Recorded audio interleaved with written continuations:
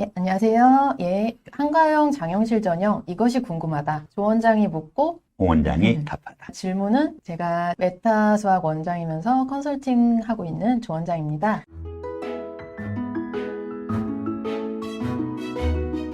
네, 저는 사피엔스 플러스 영과고 입시 컨설팅을 담당하고 있는 홍 원장입니다. 반갑습니다. 한가영 요새 굉장히 핫한 키워드잖아요. 네네. 그 한가영은 항상 이렇게 매니아층이 있는 것 같습니다. 장영실 전형이 처음 이제 생긴 지가 지금 몇 년 차죠? 지금 2년 2년 차입니다. 차, 그렇죠. 그래서 장영실 전형이 궁금하신 분들이 굉장히 많은데 장영실 전형은 그 앞으로 다른 영재학교 쪽으로도 전국적으로 확대가 될 것인지 네. 한과영 장영실 전형 제1문. 장영실 전형이 영재학교 표준 전형으로서 전체 영재학교로 확대될 것인가?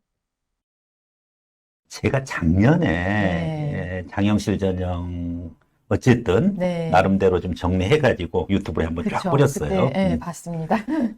좀 너무 많이 뿌렸어요. 아, 너무 정보가 많이 나왔어요. 네.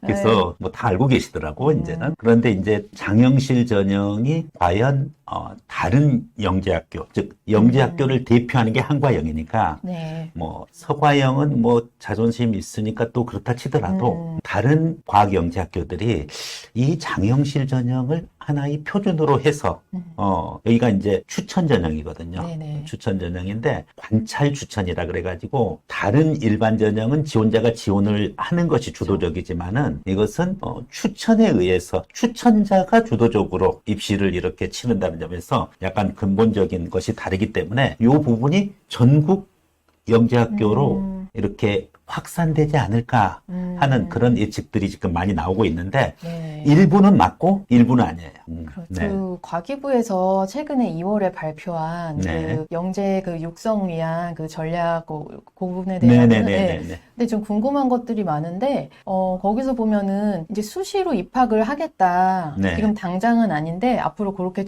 하겠다는 게 네. 장영실 전형이랑 어떻게 보면 약간 네네네네. 일맥상통하는 네. 부분이 있죠. 두고 하는 말인 것 같아요. 예, 예. 그래서 이 보면은 어떤 입시가 조금씩 바뀔 때마다 그거를 해석하는 능력도 요새는 참 중요한 것 같아요. 네.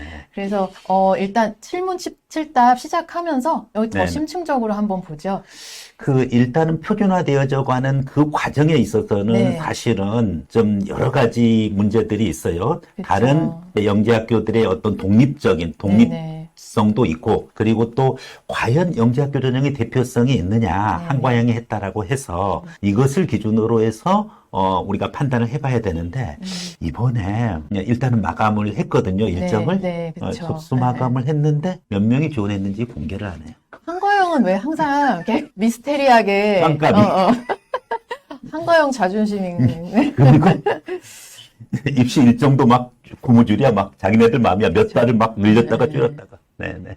그래서 그런 면에서는 전형을 진행하는 전형 성격 자체는 이 전국 영재학교의 전형의 표준으로서의 어떤 방향성을 제시한다, 이런 의미는 있습니다만은 진행하는 거 보면은 대표성 자격은 없는 것처럼 보여요. 네네. 한번 예. 구체적으로 좀 알아가 볼 네네네. 겁니다. 네. 그러면 일단은 칠문칠답 등 질문 드릴게요. 한가영 장영실 전형 이것이 궁금하다. 조 원장이 묻고 홍 원장이 답하다. 일반 전형과 장영실 전형의 차이점은 뭘까요? 네. 네. 한과영 장영실 전형 제2문.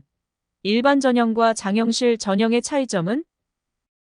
일반 전형은 일반 전형이고 장영실 전형은 장영실 전형이죠. 그렇죠. 장영실 전형은 그 학교마다 2명씩 추천을 받는 네네. 거로 알고 있는데요. 일반은 추천 없이도 지원을 하는 거고. 네네.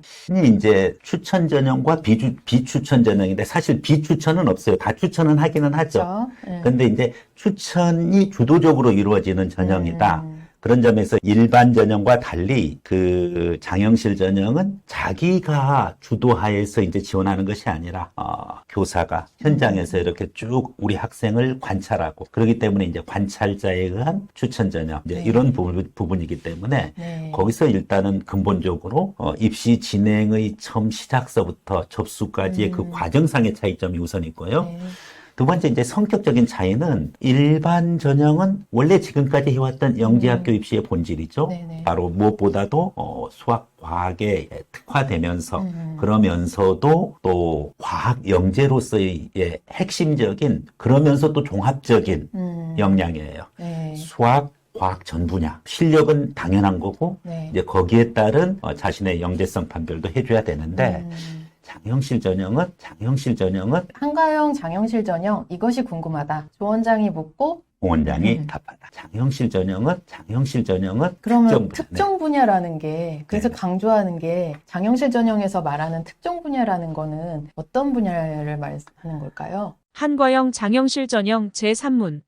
장영실 전형의 특정 분야라는 것은 어떤 분야를 의미하는가? 일단은 수학 전 분야, 과학 전 분야가 아니에요. 그렇죠. 그러니까 전 분야 대신에 일부 분야고, 그럼 일부 분야 중에서 특정 분야는 그러면은 어느 분야냐 이제 하는 부분인데 여기서 말하는 특정이라는 것은 영재학교에서 한과에서 정해놓은 것이 아니라 자기가 관심 있는 일부분. 요 부분이 이제 특정 분야인데, 예를 들어서 이 추천을 할 때나 또, 전체 서류 구성을 할 때 학생이 이제 관심 분야를 제출을 해야 되거든요. 네. 그럼 이제 그 관심 분야 낼 때, 일반 전형은 그런 거 없이 그냥 수학 성적도 줘야 되고, 과학도 모든 성적이 다 우수해야 되고, 네. 이제, 그럼 뭐 장영실 전형 우수하지 않아도 되느냐? 그게 아니고, 역시 장영실 전형도 우수한데, 약간의 편차가 있어요. 일반 그쵸. 전형에 비해서는. 네. 왜냐면은 이 창의성 검사 부분이 네. 없잖아요. 그러니까 네. 그래서 많이들 일단은 한 번씩 다 넣어보는 것 같아요. 지원해 보려고 네, 하죠. 네. 그런데 이제 지원하려고 해도 이것이 이제 추천 전형이라는 거죠. 네. 그렇기 때문에 학교에서 주도적으로 음. 추천을 해줘야 된다는 점에서 일반 전형은 자기 주도로 해가지고 내가 지원하겠다. 그럼 내 성적 이 정도 된다. 그럼 학교에서의 추천 절차는 형식적인 절차예요. 네. 근데 이제 장영실 전형은 반대로 부모님한테 이 학생 괜찮은데 장영실 전형 우리가 추천해 줄 테니까 입시 한번 진행해 볼까요?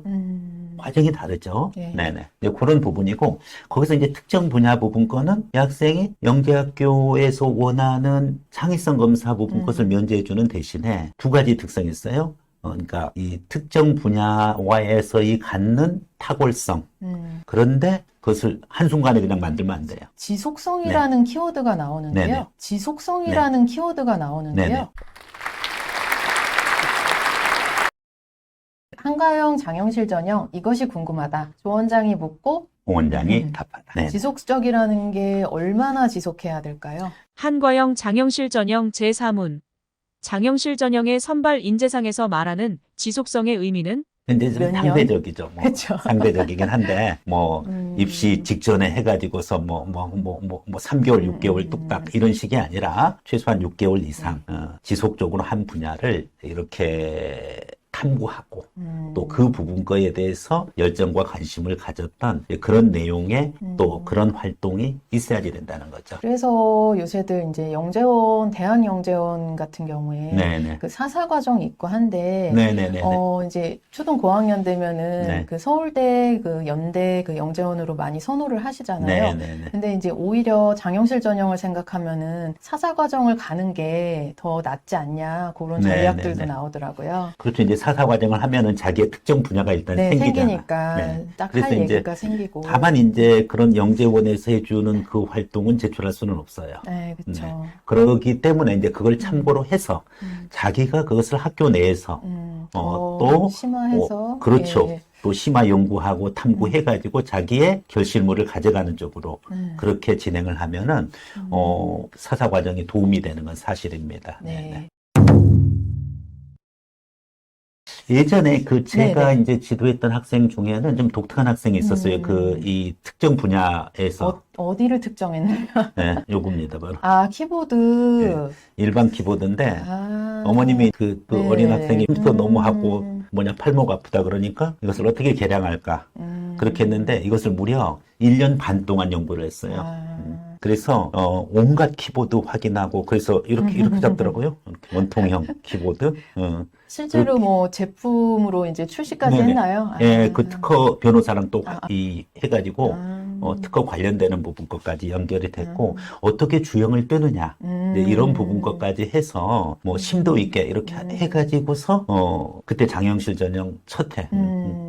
1차. 서류 통과했어요. 네네네. 이 장영실 전형이 왜 좀 핫한가 하면은 네네. 이거를 지원을 했다가 탈락이 된 학생들 중에서 150명 정도? 네네네. 그 일반 전형으로 또 한과형에 또 지원을 할 수 있기 때문에 네네. 그래서 많이들 이거를 일단 넣어보는 거로 한과형 관심 있는 분들은 특히 한과형의 다음 단계 전형에 대해서 이미 접수가 된 것으로 인정을 해버리는 거죠. 네. 네네. 그래서 이런 걸 생각하면은 다른 영재고도 되게 요거를 선호하지 않을까. 그 네. 영재학교에 네, 이런 이런 방식을 식으로 네. 예, 충성도를 갖는 거잖아요. 그렇죠. 예. 근데 이제 그로 인해 가지고 다른 영재학교 지원을 못하게 하거든요. 그렇죠. 그래서 전략을 잘 짠 것 같습니다. 네네네. 한가형 장영실 전형 이것이 궁금하다. 조원장이 묻고 원장이 답하다. 그럼 장영실 전형을 넣었을 때 그 다른 학교 중복 지원 가능할까요, 원장님? 한과형 장영실 전형 제5문. 한과형 장영실 전형을 지원하면 다른 영재학교 지원 못하나요? 그러니까 이제 그게 지금 문제인 거죠. 예를 들어서 내부에서 내가 장영실 전형을 먼저 이제 추천을 받잖아요. 네. 먼저 추천을 받아가지고 입시가 진행되고 만약에 안 됐다. 그랬는데 어느 일정 범위 내에 이렇게 들어가면은 일반 전형 자격과 1차 기준으로 자격을 부여를 해주잖아요.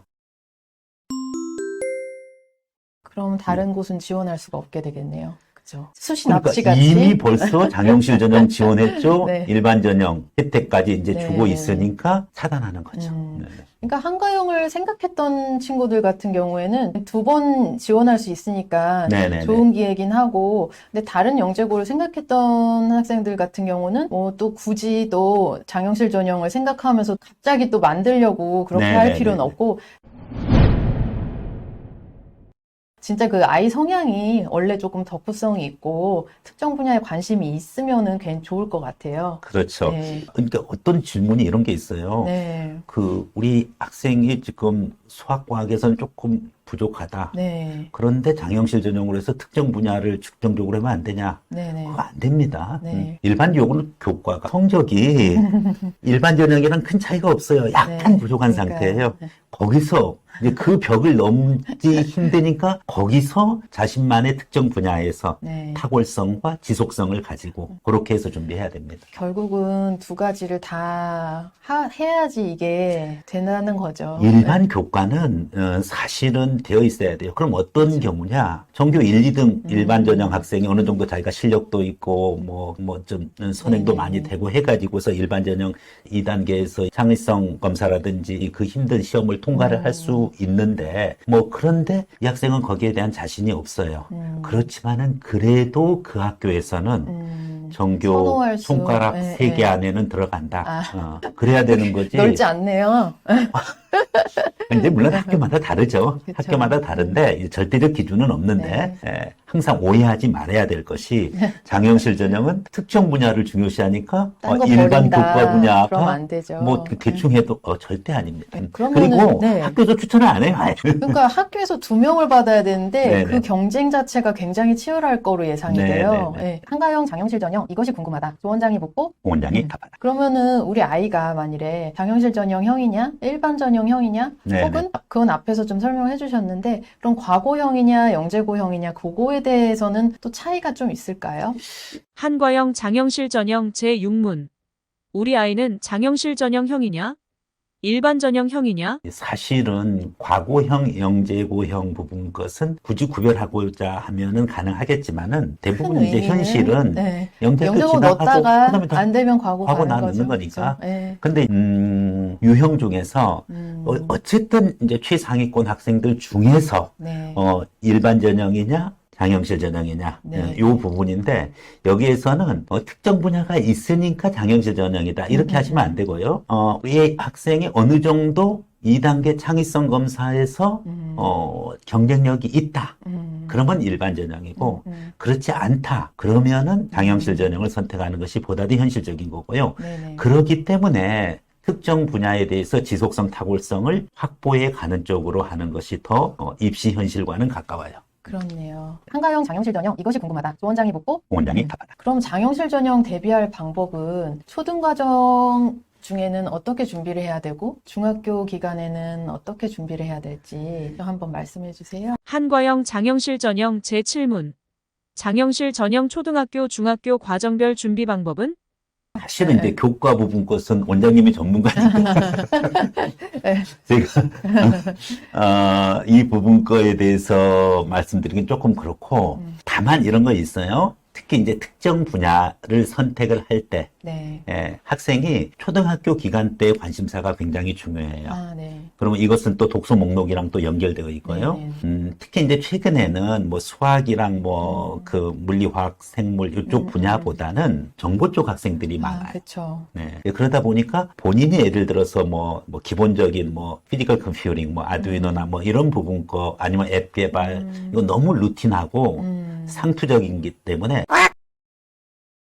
그거보다는 자신만이 관심 있는 분야를 개척해 가야 되는데 그것이 모두의 관심사 부분 거로 연결된다라고 하면은 조금 특정 분야라는 의미에서 실효성이 좀 떨어지고. 떨어지는 거죠. 네. 뭐 그렇다고 해서 무조건 뭐 아주 세밀한 걸 깊이 파다는 건 아니죠. 예를 들어서 뭐 인공지능이다. 그러면 인공지능은 범위가 넓으니까 네. 최근에 뭐 생성형 AI다. 그럼 생성형 AI 중에서 뭐 언어 모델이냐, 비언어 모델이냐.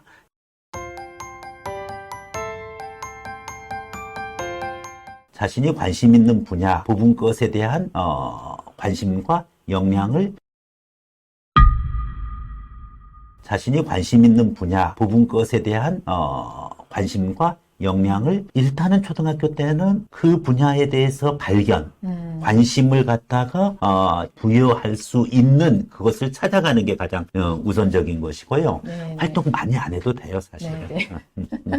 그다음에 이제 그 탐색 과정을 중학교 때도 넣는 건 아니에요. 네. 넣는 건 아닌데 초등학교와 연결선상에서 이렇게 쭉 이어져 가면은 아무래도 지속성에 있어서 지속성일 수 있겠다. 네네. 네. 그리고 또 관찰자 전형으로서의 특성이 있거든요. 네네. 결국은 추천 전형은 관찰자 전형인데 365일 중학교 선생님들이 봤을 때 얘는 그래도 생성형 AI 모델에 이 언어 모델 기준으로는 이 정도 하면은 굉장히 지속성 있게 탐구해 왔다. 이제 그러면은 이제 학교랑 또 소통도 잘 되고 또 추천도 받을 수 있고 이제 그렇게 되기 때문에 중학교 기간에서는 오히려 그 분야를 심도 있게 계속 이어져 가면 되는 거예요. 네네. 그러니까 중요한 건 초등학교 때 관심을 내가 네. 어느 분야에 갖느냐. 그렇죠. 이 부분이 포커스가 되겠습니다. 네. 그거를 잘 찾는 과정을 네네. 사실 그냥 가만히 있다고 찾아지진 않잖아요. 그렇죠. 네. 네, 이제 요새 그 GPT 챗도 나오고 뭐 AI가 막 되게 많은데 프로그램이 네네. 오히려 코딩을 막 그 언어를 배우는데 시간을 많이 좀 줄일 수 있게 된 것 같긴 그렇죠. 해요. 네네. 네.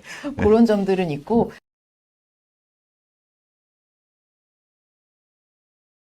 근데 이제 아이가 특정 분야라는 걸 찾는 과정을 조금 이제 사실 그게 아이가 혼자 찾기가 쉽지가 않으니까 힘들죠. 네, 네. 그걸 많이 도와주셔야 될 것 같습니다. 그렇죠. 이제 부모님들이랑 주변에 어떤 사람이라도 관계없는데, 네. 뭐 아니면은 독서 활동을 통해서 마찬가지고, 여러 분야에 대한 탐색이 있고, 자기가 어디에 필이 꽂혔다. 네. 이제 일단은 그 과정까지 접근하기 전에는 어느 정도 관심 분야를 노출시켜주는 게 네, 필요하고요. 그렇죠. 그 다음에 이제 브레인스토밍하고, 그리고 특정 분야에 대한 포커스를 찾아가는 그 과정이 있을 거고, 어디에 필 꽂히면은 사실은 학생이 어느 정도 주도적으로 해갈 수 있어요. 네. 그러면 칠문칠답은 여기서 마무리를 하고요. 네네. 오늘 친절한 설명 홍 원장님 감사합니다. 네, 고맙습니다. 네, 감사합니다. 네, 수고하셨습니다. 네. 네.